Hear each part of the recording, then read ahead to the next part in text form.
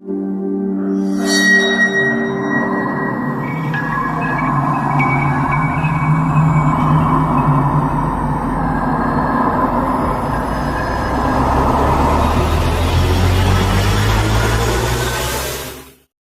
आपको पता है कब्रिस्तान पर बना हुआ एक ऐसा कॉल सेंटर जहां भूत करते हैं काम। जी हाँ दोस्तों, गुड़गांव के सैफरन कॉल सेंटर बीपीओ को सबसे भूतहा जगह माना जाता है।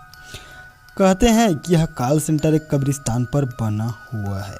इस बीपीओ के कर्मचारी समर अब्बास जो यहाँ पहले काम करते थे, वह बताते हैं कि 2005 में रोज नाम की एक लड़की इस बीपीओ में काम करती थी। रोज बहुत ही मेहनती लड़की थी, हर कोई उसे पसंद करता था। एक बार उसे किसी की कॉल आई जो कि बहुत लंबा टाइम तक चला। वह बहुत गुस्सा हो रही थी। उसके बाद वह कॉल सेंटर से लंबी छुट्टी लेकर चली गई। जब वह बहुत दिनों की छुट्टी के बाद भी वापस नहीं आई तो कंपनी ने उसे ढूंढने का फैसला किया, क्योंकि वह किसी कॉल या ईमेल का जवाब भी नहीं दे रही थी। जहाँ पर वह रहती थी, कंपनी वालों ने उस मकान मालिक को रोज के बारे में पूछा तो मकान मालिक ने बताया कि वह लड़की तो 8 साल पहले ही मर चुकी है। मतलब वो रोज नाम की लड़की जो है वह 2005 में सैफरन कॉल सेंटर में काम करती थी, लेकिन उसकी मौत तो 1997 में ही हो गई थी। इन सब बातों से यह नतीजा निकलता है कि उस कंपनी ने एक भूत को काम पर रखा जिसने बहुत अच्छा काम किया और फिर गायब हो गया। कहते हैं कि यह कंपनी एक कब्रिस्तान पर बना हुआ है। वहाँ के लोगों का कहना है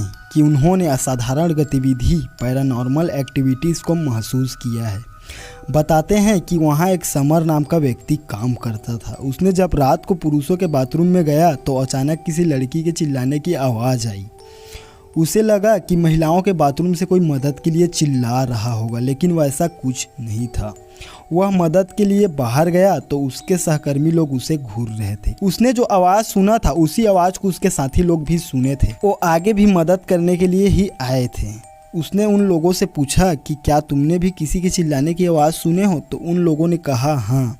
इससे यह पता चलता है कि वहाँ पैरानॉर्मल एक्टिविटीज होता है। एक घटना तब का है जब कंपनी का परिवहन क्षेत्र बेसमेंट में था। एक सुबह 3 से 4 बजे के बीच समर खान खाना खाने के लिए बाहर जा रहा था और समर देखा कि परिवहन सुपरवाइजर बेसमेंट से बाहर भाग रहा है। उसके पूछने पर उसने बताया कि वो अपना काम खत्म करके कुर्सी पर सोने की कोशिश कर रहा था और उसने अपने पैर डेस्क पर टिकाया हुआ था। किसी ने उसके पैरों को खींचा, लेकिन उसने इस बात को नज़रअंदाज कर दोबारा सोने का कोशिश किया तो दोबारा भी वैसा हुआ जैसा पहले उसके साथ हुआ था। तीसरे बार उसे किसी ने कुर्सी से उठाया और फर्श पर फेंक दिया। उस वक्त परिवहन कमरे में अकेला था, इसलिए वह डर कर भाग रहा था। मतलब इससे साफ पता चलता है कि उस कॉल सेंटर में बहुत सारे आत्माएं रहते हैं। नंबर 2, गुड़गांव का एक भूतहा घर जहां अपने आप चलती है खिलौने वाली कार। अगर आपने कंज्यूरिंग और द ह्यूमन इन ब्लैक फिल्में देखी होंगी तो आपको पता होगा ही, उसमें जो गुड़िया अपने आप चलने लगती है वह सीन कितना हंटेड होता है, कितना हॉरर होता है। ठीक उसी तरह अगर आपकी खिलौने वाली कार अपने आप चलने लगे तो उसे आप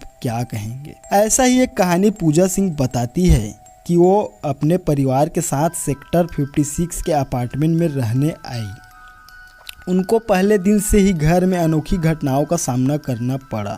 वह बताती है कि एक बार उसकी माँ और उसके भाई घर आए हुए थे और सब एक साथ बैठकर डिनर कर रहे थे तो टीवी ऑटोमेटिकली ऑन हो गया। किसी ने दरवाज़ा खटखटाया, उनको लगा बाहर कोई आया होगा, लेकिन जब उन्होंने दरवाज़ा खोला तो बाहर कोई भी नहीं था।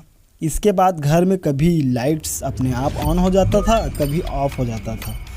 फिर भी वह इन सब घटनाओं पर ज़्यादा ध्यान नहीं दिया, क्योंकि वह भूतों वाली बातों पर विश्वास नहीं करते थे। एक शाम फिर एक अनोखी घटना हुई। पूजा कहती है कि उसकी बेटी के पास रिमोट से चलने वाली एक कार है जिसमें बच्चे बैठकर सवारी भी कर सकते हैं। एक शाम अचानक से हाल में चारों ओर कार अपने आप घूमने लगा, जबकि वह कार रिमोट से चलती और बंद होती है और कार का रिमोट उस वक्त टेबल पर पड़ा हुआ था। किसी ने भी उस कार के रिमोट को छुआ तक नहीं था।